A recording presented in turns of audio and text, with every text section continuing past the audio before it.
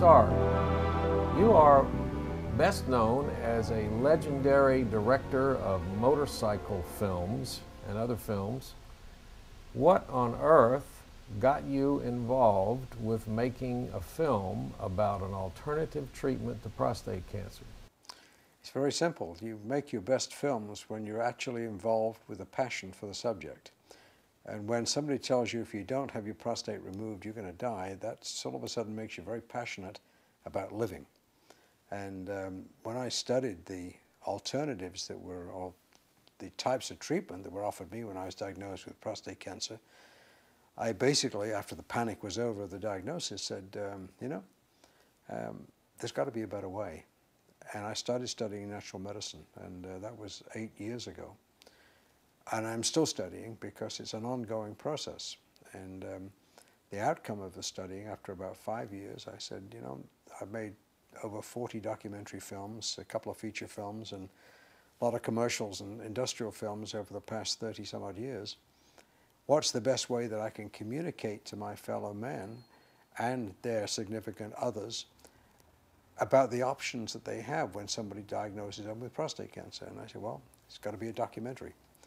And so 3.5 years ago, I started producing this documentary. It's finally finished. It'll be introduced at the IPT Cancer Symposium in Dallas, and from that point on, we hope to make it available to the general public as something they can buy and study to show that you can reverse the disease by changing your diet and lifestyle. That's a broad statement, but it can be done.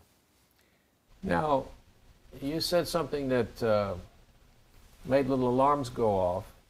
What was it about modern day treatments to prostate cancer? Because there are some treatments that are being recommended by famous doctors. What are some of these things that concerned you about modern treatments? Well, what they call the side effects to conventional treatments, you're talking about surgery, drugs and radiation, basically. Surgery is either radical prostatectomy or it's done by Da Vinci robotic surgery. Either way, they get in there, and it's major surgery either way, and they take the prostate out. Radiation is several ways of doing radiation, but the bottom line is they put radioactive materials or radioactivity right into the prostate, and the environs, the spillover into the bowel and into the bladder and so on.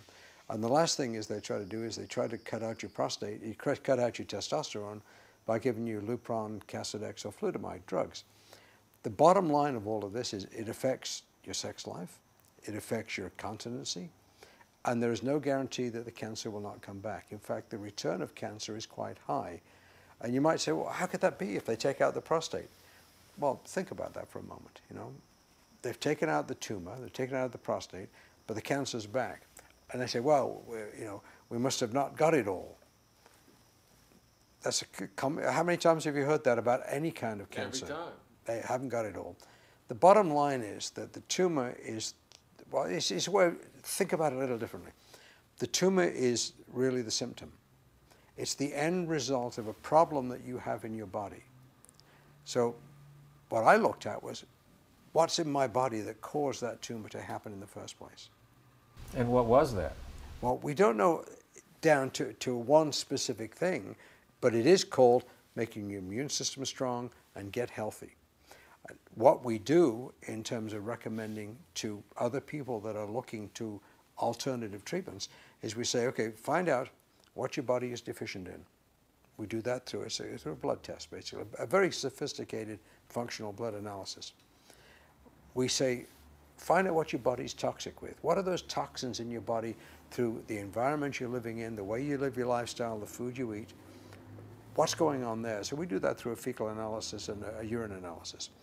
And then the third thing we do is we take a look at your hormones, because the relationship of testosterone and estrogen for prostate cancer is very important. We need to look at what's going on there. And the fourth thing is what we call the emotional component. And what we're finding out, particularly in Europe, more so than in America actually, is that and I say we're finding it out only because doctors over there have become much more open to these and more experimental too, right? Well, particularly in Germany and Switzerland, they're much more open to trying and looking elsewhere. But the emotional component of disease, particularly chronic diseases, turning out to be really, really important. You can bring on disease by your subconscious, the activity of your subconscious.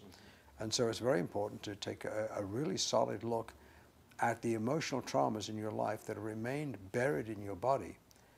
Could be for many, many years. It could go back to the womb. You could have had something that's come through your mother into you in the womb you've carried with you for a very long time. All of a sudden, then the chemistry of the body gets into a certain position. There's a trigger, cancer develops. Well, what about the people that say that it's just genetics?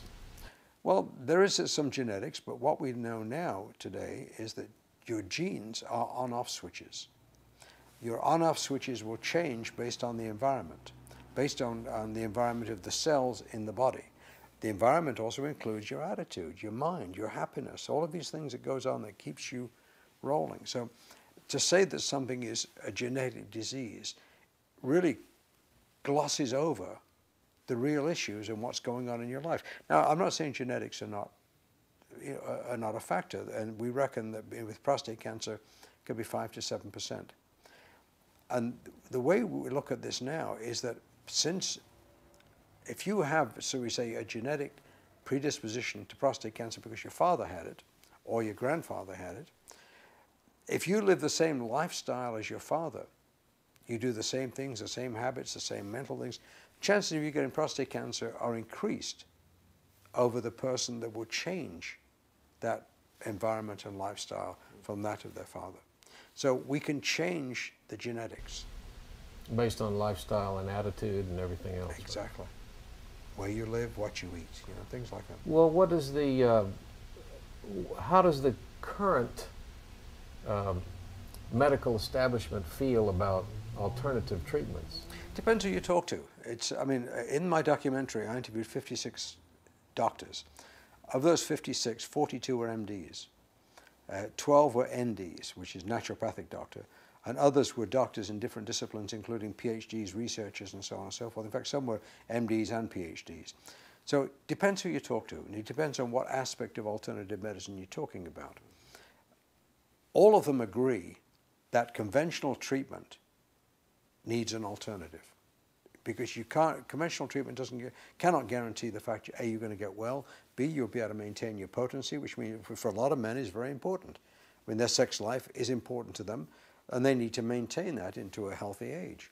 And if you've ever spoken to a man that's had conventional radical prostatectomy, that's spending his entire life in diapers now because he's got rectal and urinary incontinence, you go, I don't want to go there, I'm sorry. That's pretty radical. And there's no reversing it. You cannot reverse surgery, you cannot reverse radiation, and you can not really reverse the ravages of Lupron, flutamide, or Casodex, which are the testosterone androgen blockades. It all sounds great in theory. What are some of the results of alternative treatment of prostate cancer? Well, I'm one of them. 8 years later, I'm healthier now by most standards than I've been probably in at least 25 years. So that's one. But I mean, there are examples of what I'm doing all over the place. I mean, we have some in the documentary, some patients that have treated themselves and are treating themselves alternatively. Well, I look at it a different way. Before there was conventional allopathic medicine, there was naturopathic medicine. And so the alternative should be conventional treatment. Natural treatment ought to be the mainstay. So, but it's got switched a little bit, so we're now the alternative group. But what I'm saying is, when you get diagnosed with prostate cancer, you're not going to die tomorrow. There's a period of time that you have to change your diet and lifestyle and study this and look at the emotional side. And that was the way I decided to go take a look at it. Now, if that hadn't worked for me, believe me, I'd have considered studying, I'd have gone, and if down the road another form of treatment comes along or whatever, I would have gone there. I'm not closed off to alternative treatment. I am closed off to incontinence and to impotence and still having the cancer come back. Mm-hmm. Those are things that were unacceptable to me. Well, we find it fascinating what you're doing. Now you have a documentary that's coming out. What is the name of it? It's called Surviving Prostate Cancer Without Surgery, Drugs, or Radiation. And where might I get a copy of that? Well, it'll be available on survivingprostatecancer.org. Survivingprostatecancer.org. Right. Okay. We now have a foundation, a 501c3, and donations are gratefully accepted to keep the foundation going. We're an education foundation where our whole thing is to educate men about their entire options. I'm not saying that men should not do surgery, drugs, or radiation. If that's what they feel comfortable doing and that's what their doctor convinces them they should do, what I am saying is, guys, why rush into something that you can regret for the rest of your life? At least look at the options. Exactly. Conventional treatment works for some, and some people are very happy doing that. They don't want to venture into the discipline that it takes to change your diet and lifestyle. I mean, I acknowledge that. Some people just don't want to go that route. But what I'm saying is, if you've been diagnosed with something, don't rush into a treatment which you could regret months, a year down the road, when you can perhaps, if you have the discipline within you, change everything in your life, reverse the disease, and live a long and healthy life, and be actively sexually and not have to wear diapers. Sounds like a much better plan to not wear diapers. That's one of the things that I decided was, you know, I was going to It's a deal breaker for me. Any right. diapers would be a deal breaker. Peter, thank you very much You're very welcome. for the interview. Thank you.